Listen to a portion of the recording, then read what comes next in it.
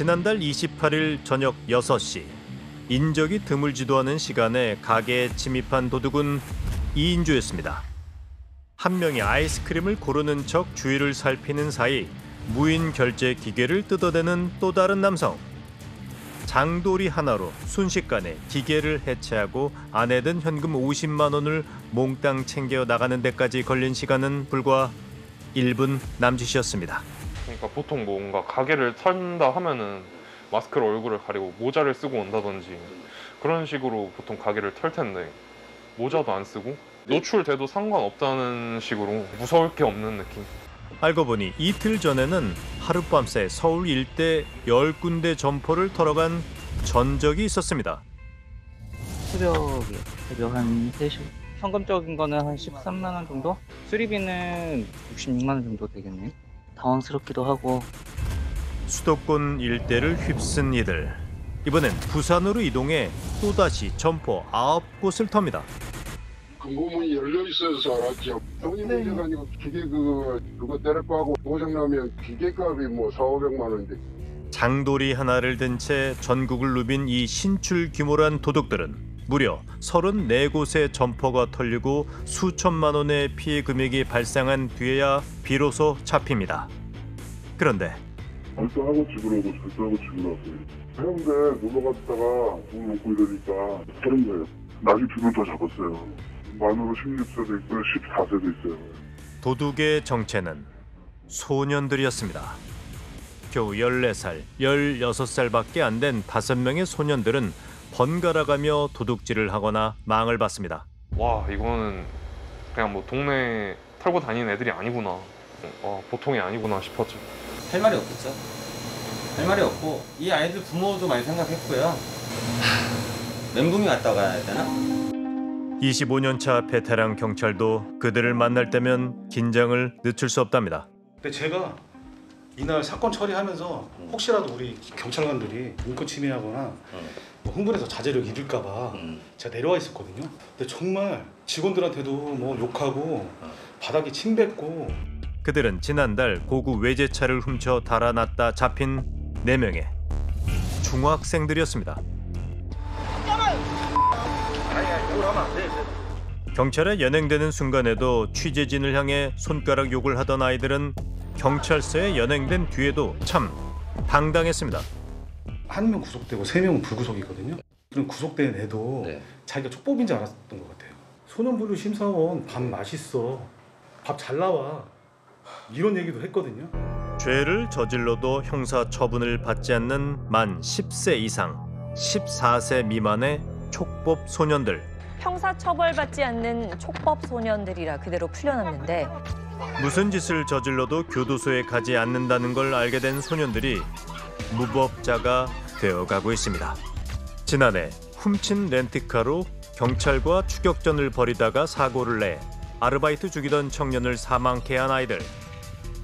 8명의 아이들은 모두 촉법 소년으로 사람이 죽은 끔찍한 사고까지 냈지만 아이들은 소년원으로 보내지거나 보호 관찰 등의 처분을 받게 됩니다. 자신이 받을 처분을 스스로 예측하며 소년원으로 편지를 보내달라던 아이들. 문제는 이런 아이들이 정말 많다는 겁니다. 오토바이를 뭐 훔쳐서 뭐 타고 다니든지 그런 거는 뭐 잡혀도 떳떳하고 뭐 어쩌라는 거냐. 뭐 잡혀왔어도 몇 번 훔쳤어요. 예전에도 뭐 그랬어요. 막 자랑스럽게 얘기하는 경우도 많아요. 또 욕도 하고 때리기도 하고 그래요. 발표제라고 그러죠. 자기는 촉법소년이니까 안 받는다 합니다. 지난달 고급 외제차를 훔쳐 달아나다 잡힌 중학생 중 2명도 촉법 소년으로 분류돼 집으로 돌아갔습니다. 아이들이 돌아온 동네 어른들은 걱정이 한가득입니다. 그전부터 이제 애들이 여기서 차를 훔쳐가지고 집안에 갔다가 차 기름이 떨어지거나 그쪽에서 차를 훔쳐가지고 타고 오고 중간에 버리기도 하고. 차 훔친 게 그럼 이번이 처음이 아니라는 거예요? 차가 한두 번 온 게 아닌 것 같아요. 그 가정은 무조건 부모의 영향이 엄청 컸어요. 이렇게 막 길거리에서 마주쳐도 맨날 술만 먹고 있고 무조건 관심을 줬더라면 저렇게까지는 안 됐을 텐데 엄마가. 부모의 무관심 속에서 날로 비뚤어져 갔다는 아이들. 우린 한 아이의 엄마를 만날 수 있었습니다. 계세요.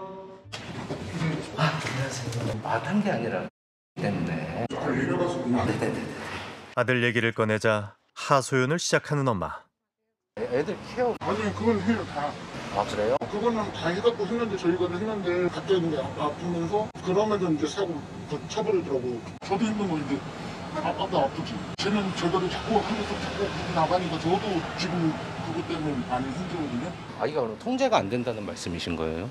하나가 아니야. 계속 해도 잡아놔도 나가고 그런데 저희도 아이를 제자리로 돌려놓으려는 의지가 있긴 한 걸까?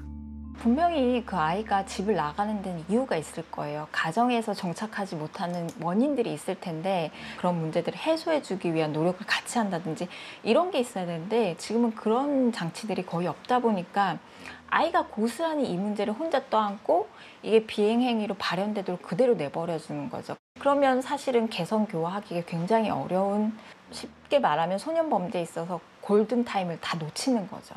실제로 소년법이 하는 거는 뭐냐? 환경 조정이기 때문에 그 아이들이 어떤 행동을 했는지도 보지만 그 가정도 보는 거거든요. 근데 실제로 이 가정이 개입을 제대로 못하고 있어요. 보기는 했지만. 그러니까 이 가정이 안 좋구나 요 정도만 알아요. 그럼 이 안 좋은 가정을 위해서 뭘 할지 지금 못하고 있거든요, 현재. 소년법의 취지는 아이들을 형벌로서 다스리지 않고 가정과 사회에서 돌보며 교화하겠다는 건데 이 시스템이 제대로 작동하지 않고 있다는 겁니다. 그렇다고 해서 아이들을 처벌하는 방향으로 법 개정을 하는 것엔 우려를 표하는 전문가들. 많은 사람들이 이 촉법소년법을 폐지하라고 하거나 네. 나이를 낮추라는 얘기를 많이 하고 네. 있거든요. 가두는 게 사실은 법리적으로도 굉장히 쉬운 방법이에요. 왜냐하면 조문만 하나 바꾸면 되고 국민들의 안심이나 이런 것들은 굉장히 높아지잖아요. 네. 그런데 소년 교정에 대한 적합한 프로그램이 아직 제대로 구동되고 있지 않아요. 그렇기 때문에 이거는 가두는 거 외에는 의미가 없거든요. 성인 돼서 사회에 나왔을 때 다시 범죄의 유혹에 노출될 수밖에 없는 거죠. 소년범의 경우 장기적으로 봤을 때 처벌보다는 교화에 초점을 맞추는 것이 범죄 근절에 더 효과적인데 제대로 된 교화 시스템이 작동되지 않아 법의 취지마저 의심받고 있는 겁니다. 보호 관찰 처분 등을 받은 소년범들은 교화 교육을 의무적으로 받지만 큰 실효성이 있는 건 아닌 것으로 보입니다. 상담이라든지 교육이라든지 뭐 이런 걸 받은 것도 있어요. 청소년 현금으로 상담 같은 거 그런 걸 받으면 조금 나아져요. 아시는 분 있으시죠?